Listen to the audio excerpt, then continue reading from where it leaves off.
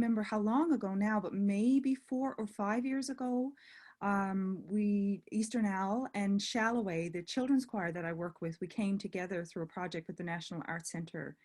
And as soon as I started to get to know the members of Eastern Owl, and as soon as we started singing together, and I was just completely inspired by the musicianship, the music, the sound, the way that their music is you know, tells stories. I mean, for me, that as a choir director, it was funny when we talked about those moments, you know, that make change. As a choir director, I've spent my life believing that choirs and music, it's about more than the music making. It's about community, and it's about how we live our lives. And for me, Eastern Owl is one of the groups in our country that really embodies that entire idea of living life and telling important stories through music. And so I, after that, that first project with the kids, I asked if they might be interested in coming together to sing together, to do a concert together, and to do this video. And so that's where it started. And then we did an incredible concert together where Eastern Owl, they arranged, I think it was 10 pieces we ended up doing. We thought we'd do 2 or 3, but they ended up arranging about 10 pieces for Eastern Owl and Lady Cove. And we did an amazing, amazing concert together. It's almost hard to put some of these experiences into words. And then after that concert, we kind of built on that and came together to do the video. And so the original piece of choral music did not have the chant and did not have the arrangement that we hear today. So I just wanted to share one thing. The first thing we had to do was go to the composer, who is one of the singers of the Weird Sisters folk group in Winnipeg, and to the publisher, and ask if we could have permission. And I just wanted to share this with you today because I think it's really important. This is after the composer said, after she heard the recording for the first time, she said, "Wow, I'm in tears. To hear the Lady Cove and Eastern Owl version of my song makes me feel like it has finally found its proper place." I get really teary when I read this. The voice of women across a spectrum. It would be my honor for them to do whatever they would like with this song. I've actually been very sick this past few years, but I seem to be entering a remission of sorts. I spend the winters in Mexico because I'm immobile in Manitoba. A friend of mine is coming to visit here next week, and I have been toying with the idea of writing music again. Now, hearing this version of Warrior has inspired me. It seems the fates are pointing me in this direction, and who am I to argue? So, you know, that was, again, something really powerful to hear from the composer. And that's what I felt as well. The song was really powerful, but there was something that, again, a snapshot of life that it could be used for to make it even more powerful, and for us to come together and sing it, thinking about lifting women coming together in community. And that story that I feel like women, regardless of where they're from, share that idea of growing in your sense of, you know, I got this, I can do this. And the older we get, the more we realize we have to be there for each other, and we have to speak out for each other, and we have to support each other. Thank you, Kelly.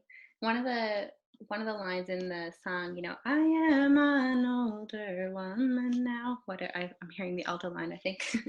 But I like how it sort of tracks a progression, you know, throughout a woman's life. And yeah, the text is really beautifully set. Anyway, Natasha, did you do any of the arranging work for that? Kelly mentioned a Lady Cove and Eastern Owl performance together.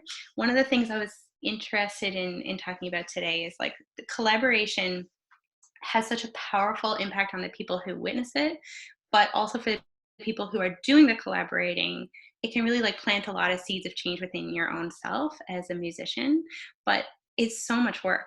there's so much that happens behind the scenes. There are so many hours of sitting behind a computer and trying to make that concert happen or trying to make that video happen.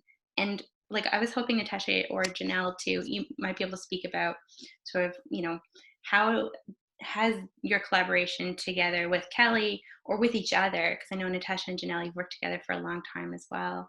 How has it transformed your life or your work, or what's an insight that you took away from working on this project? Do you want to go first, Janelle? Sure.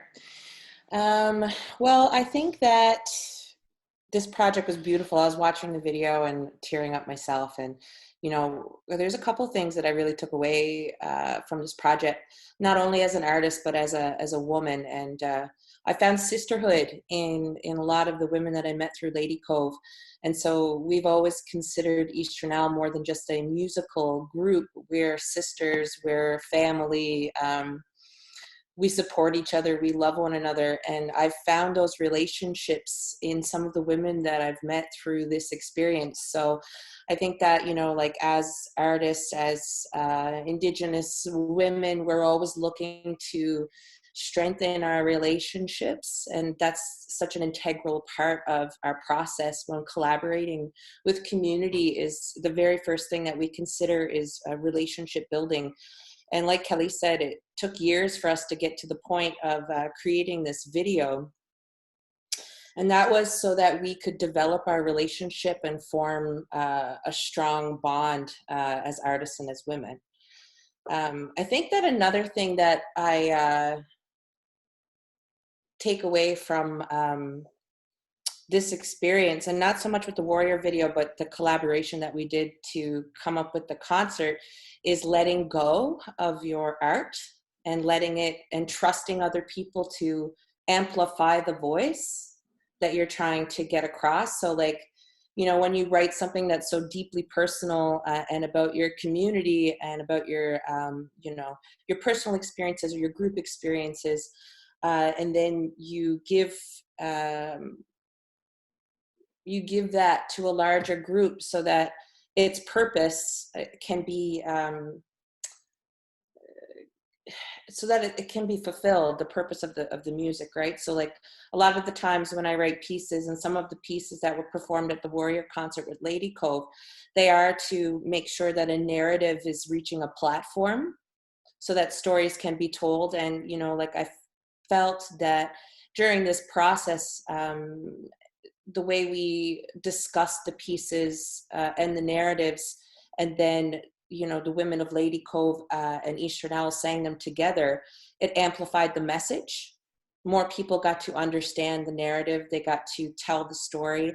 And I think, it's so important that we carry stories forward. And now instead of 8 women carrying a story, 98 women carry a story, or however many women we work with. So I think those are the two things, is relationships and ensuring that voices are amplified through this process are really what I'm kind of taking away from this. So thanks. Yeah. And the point of letting go and letting go of your art and trusting others to amplify what you've done is something that I've seen also, Jenelle, in a lot of the work that you do within the community as well. Something I think I've heard you and Stacey House, who wrote the chant, I believe, for Warrior, right? So something I've heard the two of you say is, we're doing a project by Indigenous community members for everyone. It's really trying to create something that that is good. It's just good for as many people as possible that can enjoy it. So, and I think that being able to let go is the first step in allowing that to happen, to put something out there. And Natasha, like for you personally, like how has this process or this collaboration with Kellie, with Lady Cove, with Shalloway, for those of you who don't know, Kellie is behind so many wonderful choral projects in Newfoundland and in Labrador. I met Kellie while we were going through the coast of Labrador together in 2011, I think it was, to do a National Film Board documentary about Moravian music in the coastal Labrador, and she was directing a small choir and playing cello in a string quartet. So she's done so much and brought so much music to so many people. But what has it meant, Natasha, as someone who often ends up doing the arranging, doing the organizing, doing the sort of the directing of a lot of music stuff? What has this meant for you? It was huge and really scary, but then also really validating. So for myself, I love large ensemble music, and I play jazz, and I studied music in university. But Eastern Owl and traditional Indigenous music in general wasn't really a part of like my career. It was a part of my personal life and a part of my like my community and how just how I experienced life. So for that to come together with large ensemble arranging and conducting it felt like a really huge responsibility, because I'd never done anything like that before, and neither had the other members of Eastern Owl. And then I'm the only one in Eastern Owl who reads music fluently, and who can speak that classical music language. So sometimes it kind of felt like I was translating, choral jargon to Eastern Owl, or trying to make the choir understand how Eastern Owl's process works, which is really quite different. Because in a choir, you have one person who stands up and waves their arms at everyone, and everyone, listens to that person as folks on the center. Whereas with Eastern Owl's music, or any, traditional like Mi'kmaq music, is that it's a collective. So people sing in a circle, and they're singing for everyone, and there's not really like a true leader per se. So to try to take our music and then bring it to that other format just felt like a really big responsibility. And we did do one of my songs that I had written, but then the other 9 songs were written by other members of Eastern Owl. So I couldn't even just like show them the score and be like, oh, and then there's going to be a trumpet and a cello, and like, look at this, like, what do you think? I have to be like, I need you to trust me to put this on paper and change it so that it works for this ginormous amount of people, and you're going to hear it when you come to rehearsal. So for me, it was a huge responsibility, because those stories belong to those women that wrote that music, and I really want to try to honor that experience by arranging it in a way that they would be happy with, without being able to really like show them how it would be beforehand. So it was really intimidating, and it was really scary, but it went really well. And I think one thing that everyone kind of gained from it was that when Eastern Owl came to rehearsal with Lady Cove, it wasn't suddenly like, oh, Eastern Owl's in the choir, so now they're all going to sit there and they're going to listen to the conductor and do whatever they're told. Everyone was giving their input. It's like, oh, what if we added this instrument? What if we added this? What if we added this? What if we added echoes, echoes, echoes? Like that wasn't there in my original arrangement. I think it was you, Jenelle, who said that in rehearsal, like, oh, we should do an echo on the echo. I'm like, you're right. I'm going to go back and change the score. And then Lady Cove really got to experience what a collaborative musical experience could be like. So it was just this cathartic, beautiful experience to see my 2 different musical lives coming together. And then Eastern Owl learned so much about choral singing, and Lady Cove learned so much about just collaborative music making. And I think everybody learned a lot, and it went even better than I could have hoped, I think. Thank you. And Jenelle, do you think that building that trust, I know that you and Natasha trust each other, as much as anyone probably on this planet does, because you've been best friends for a really, really, really long time. But 25 years this year, actually. Yeah. Do you think that a lot of good stuff can come from an arts community, for example, or any community, when people take the time to set up that community trust, or take the time to set up those personal relationships, and really have the buy-in from each other that allows the trust to make music flourish? Do you think that the time is important? Of course it is, because I think we're learning that more and more since we're all in isolation. We have all the time in the world to reflect. But I know that time is often taken for granted. And sometimes when we're working with artists, they seem to put a rush on that part of the process because they have a grant, or they have a deadline, or they have the dates picked. And so, you know, like they're rushing to make sure that the collaboration happens, and they're not talking about like how it should happen.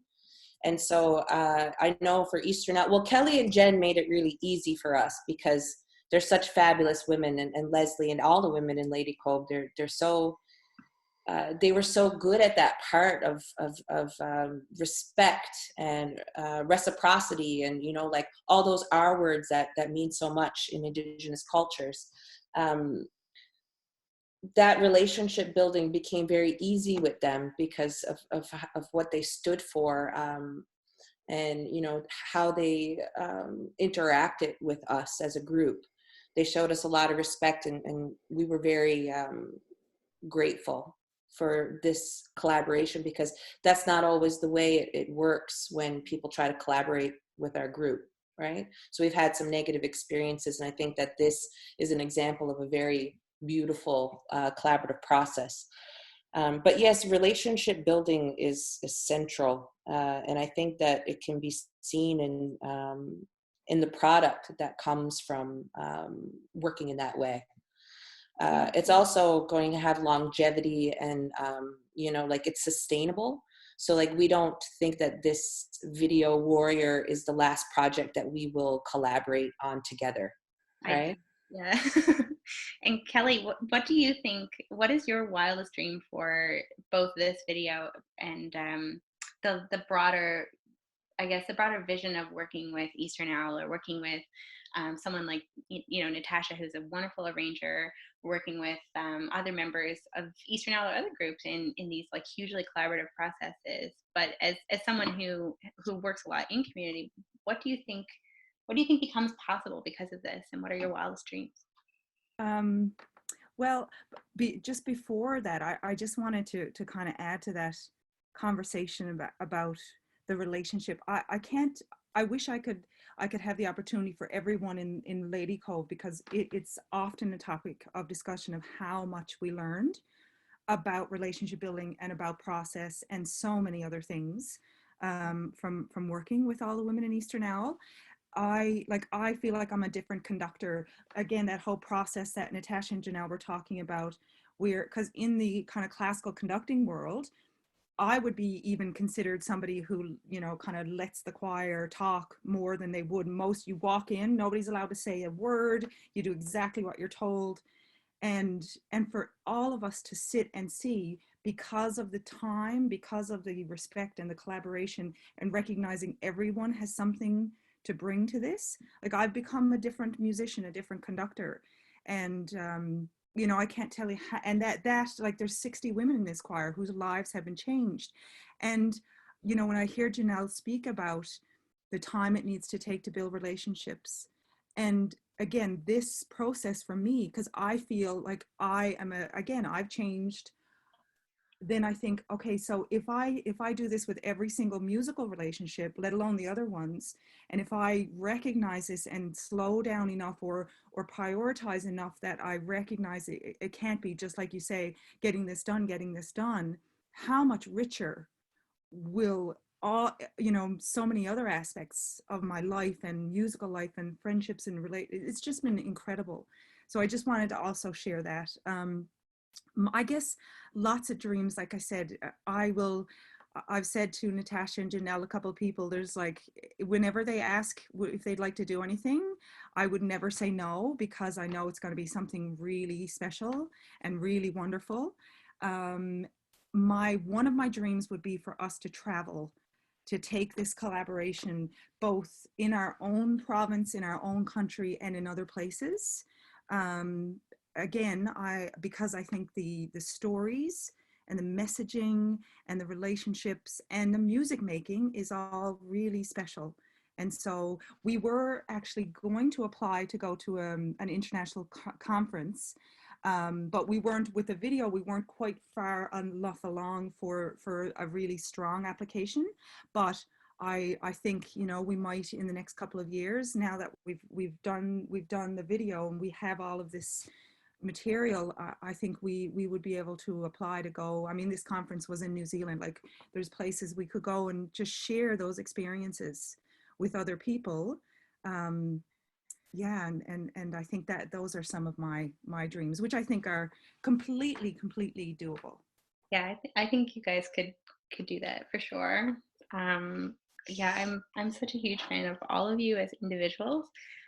Before we go into the next breakout session, I would like to ask a couple questions specifically to Natasha, if that's okay with everyone, who is one of my favorite people on the planet, but also just released a debut album of her own solo music. But it wasn't solo in a way that a lot of people do it, because she had a whole lot of people record on that album. So we're talking about collaboration. This is one of the most collaborative projects that I've ever seen, right? There's so many people, so many voices, so much, but the music is a really just a really personal and important topic. And when we talk about changing narratives, this is a narrative that I've never heard in a musical form before, in an album like this. And I was hoping, Natasha, you might be able to tell us a bit about it, and also where people could, or I can tell people where they can find it afterwards to listen to. I wish we had a couple more hours just to talk